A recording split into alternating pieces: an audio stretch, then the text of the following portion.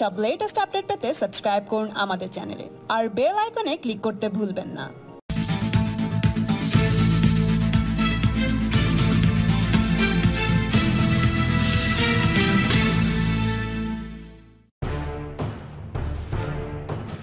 মুকুল রায়ের হাত ধরে তৃণমূলের দুর্দণ্ড প্রতাপ নেতারা একে একে গেরুয়া শিবিরে নাম লিখিয়েছেন। তাহলে কি এবার বাবার হাত ধরে তিনিও পদ্মফুল ফোটাতে যাচ্ছেন? ফিরে এলো সেই পুরনো উত্তরই। মুকুলপুত্র শুভ্রাংশু আবার জানালেন তিনি তৃণমূলের ঘর ভাঙছেন না, থাকছেন দিদির সঙ্গেই। মুকুল রায় যখন তৃণমূল ছেড়ে বিজেপিতে যোগ দিয়েছিলেন তখনও তাকে প্রশ্ন করা হয় তিনিও কি তাহলে দলবদল করছেন। তার উত্তর তখনও এক ছিল, এখনও সেই একই উত্তরে আরও একবার শোনা গেল মুকুলপুত্রের কণ্ঠে।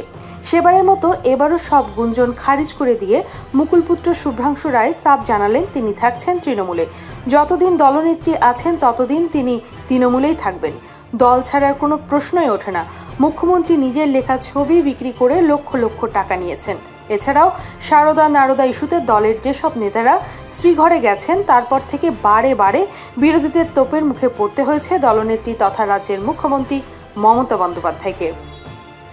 এদিন মুখ্যমন্ত্রী যে কখনোই বড়লোকি চালে থাকে না, তৃণমূলের সুপ্রিমোর পা যে মাটিতেই রয়েছে, তিনি যে শুধু জনগণের পাশেই রয়েছেন সে কথা আরও একবার বুঝিয়ে দিয়ে মুকুলপুত্র বলেন আমাদের দিদি মানি করলে কখনোই হাওয়ায় চটি বা মাটির চালে থাকতেন না।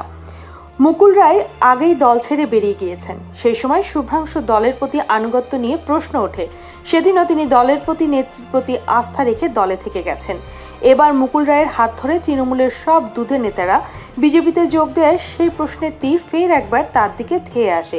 তবে সব প্রশ্নে জল ঢেলে শুভ্রাংশু স্পষ্ট জানিয়ে দিয়েছেন আমি দলে ছিলাম, আছি, থাকব যতদিন মমতা বন্দ্যোপাধ্যায় দলনেত্রী।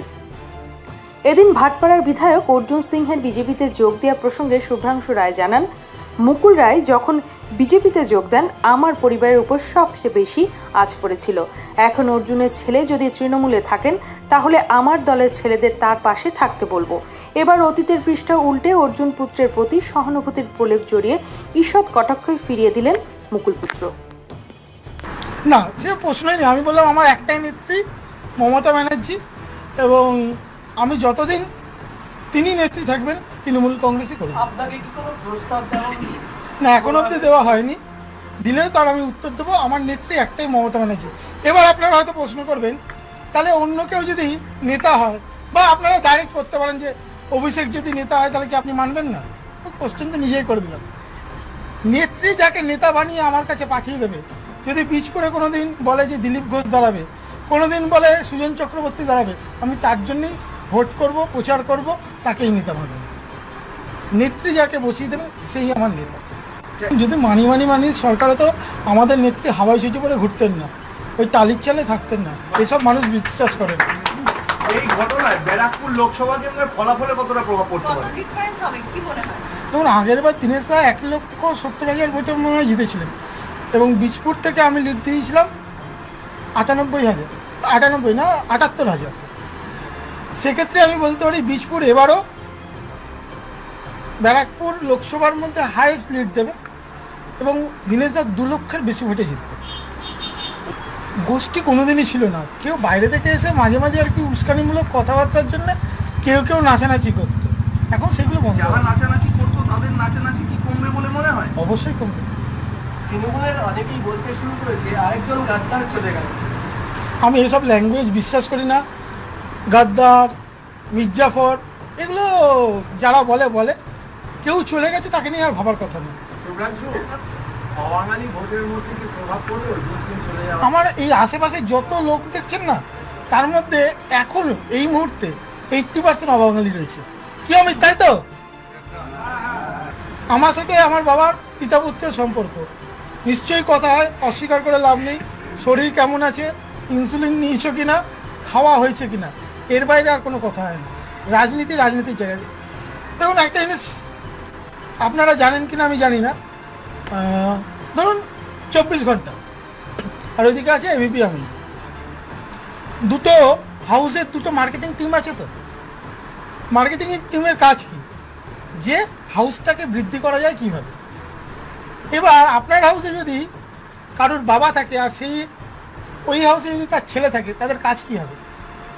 হাউসটাকে বাড়ানো, হেলদি কম্পিটিশন আমাদের মধ্যে তাই আছে। আমি চাইবো বিষপুরের বুকে একটাও পদ্ম না ফুটুক, আর বাবা চাইবে যে পদ্ম ফুটুক। কিন্তু আমি কনফিডেন্ট আমার নেত্রী যেহেতু মমতা ব্যানার্জি, তার আশীর্বাদে বিষপুরে একটাও পদ্ম ফুটবে না।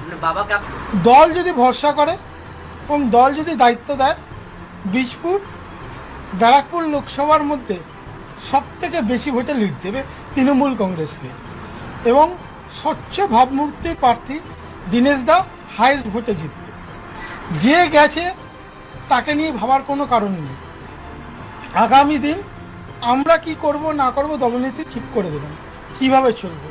খালি আমাদের কর্মীদের কাছে রিকোয়েস্ট এবং আমাদের দলের সিনিয়র যারা আছেন তাদের কাছে রিকোয়েস্ট, অর্জুনবাবু গেছেন যাক, কিন্তু তার ছেলে এখনও তৃণমূলের কাউন্সিলর আছে। সে যতদিন তৃণমূলের কাউন্সিলর থাকবে, আমার মনে হয় তৃণমূল কর্মীদের এবং দলের নেতাদের ওই ছেলের পাশে দাঁড়ানো উচিত, তাকে বিশ্বাস করা উচিত এবং দলের কাছে নিয়োজিত করা উচিত।